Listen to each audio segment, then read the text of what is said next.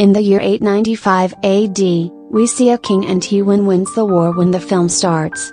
And when he returns to his world, the people rejoice. The people greeted him with open arms. After winning the war, the king brought numerous treasures and slaves with him.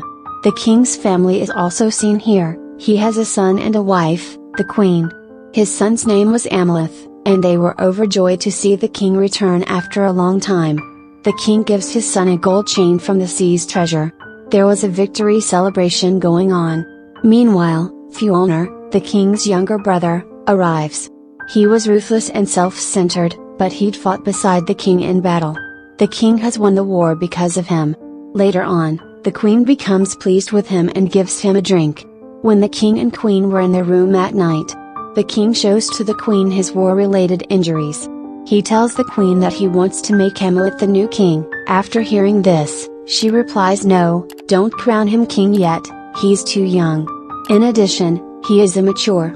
You should also kill your brother before crowning Amleth king. Because he was with you during the war. He can be rebellious if you don't make him king." Later on, we see Amleth, who is immature and weak. His father takes him to a temple located outside of the kingdom. His father explains, "Once upon a time, my father brought me here. And today, I've brought you here." Later, they act like foxes when they go there. A priest comes over there and offers them something to drink. He also asks them to verify whether they are a wolf or a dog. The king roars angrily after hearing this. Amleth roars afterwards, but his voice isn't quite as loud. After hearing what this king has said, "I believe you are a weak fox. Something must be done to make you powerful." Later, they undertake a series of rituals to crown Amleth as king. Amleth observes many dead bodies hung from trees because he is a coward with a small heart. They leave the temple after the rituals are completed. Fjolnir, the king's brother, arrives with his soldiers. He starts shooting arrows there, and one of them hits the king. That is why he instructs his son to depart the area. In the same way, Amleth flees from there. Following Amleth's departure, the king's brother comes and beheads and kills the king. Later, the king's men pursue Amleth. When a soldier later arrests Amleth, he slices his nose and severely injures him. He flees after completing this task. When he arrives in his kingdom, he discovers that his uncle Fjolnir has occupied it. Amleth's mother was taken by Fjolnir's men. And the soldier whose nose Amleth has slashed tells him that Amleth died in the sea by drowning. However, Amleth was still alive, thus it was a lie. And he takes a boat and jiz from his kingdom. After a tough journey from there, he swears to save his mother and seek revenge by murdering Fjolnir.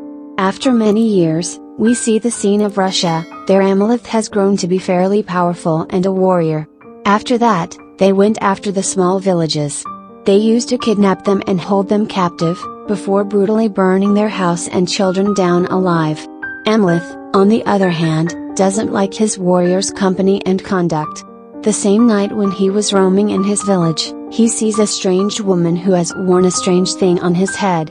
She claimed that your half-brother, the son of Fjolnir, had taken her eyes, but that she could still see you. The woman tells him everything about his life, from his history to his future. And then she vanishes.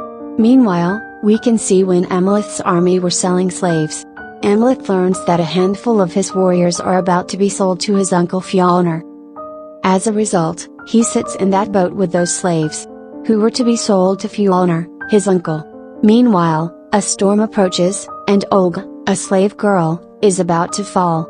Amleth saves his life at the 11th hour. They have a good friendship because Amleth saved Olga's life. When they wake up the next morning, they are at their destination, an island.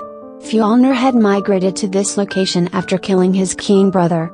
Here, Fjolnir's troops lead the slaves ahead of them. Olga says to Amleth, "I know you've come here on purpose. You've come here for a specific reason." He explains that he has come to murder Fjolnir. "He's my uncle, and during a rebellion, he killed my father, the king." Fjolnir is inspecting the slaves when he notices Amleth.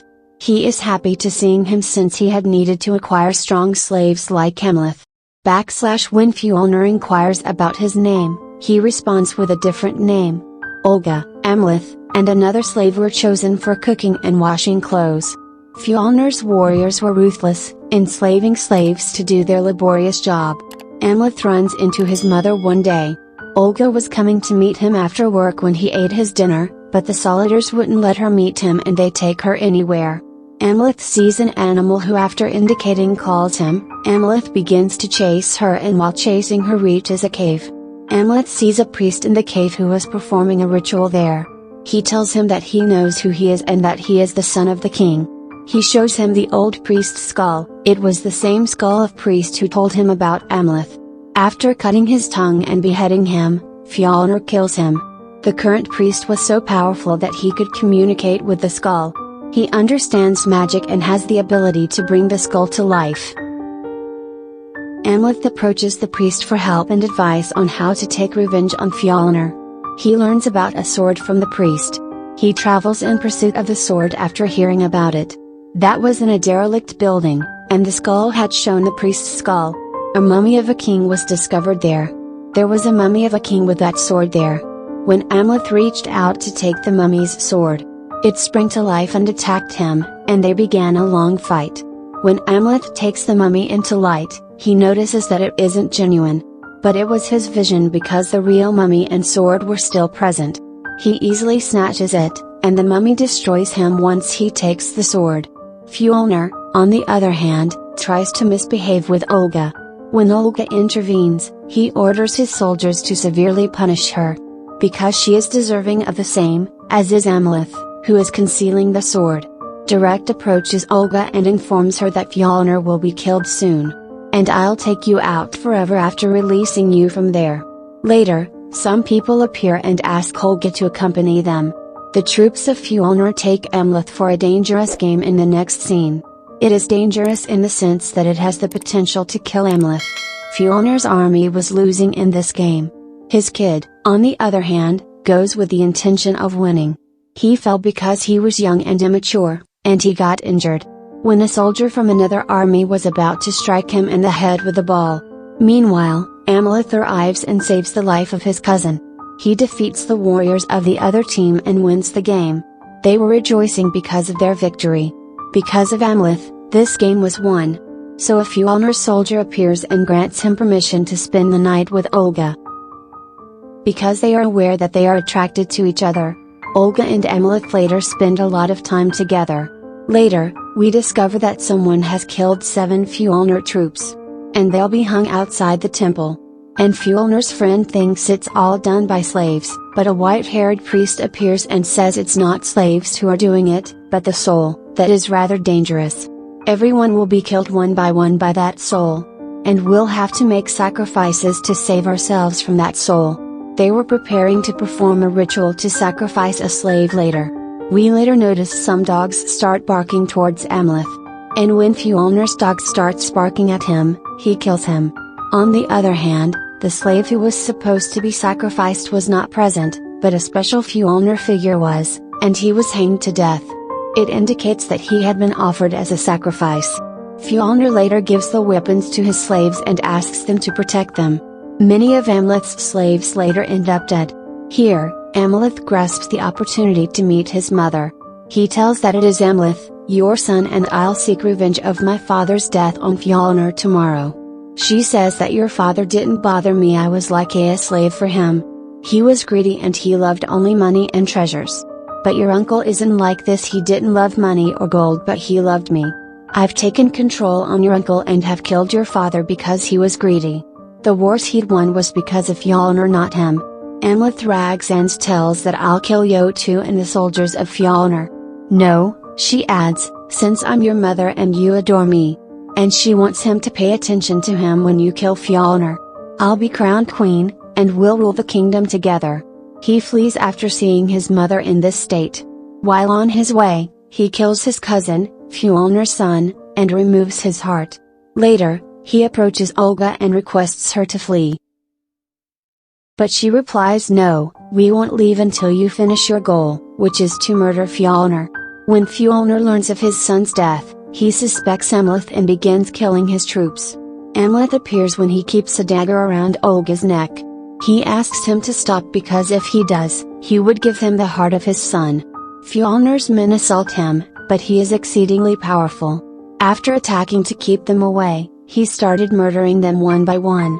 Olga takes advantage of the situation and flees. After a long war, finally, Fjolnir's warriors catch Amleth and take him to Fjolnir.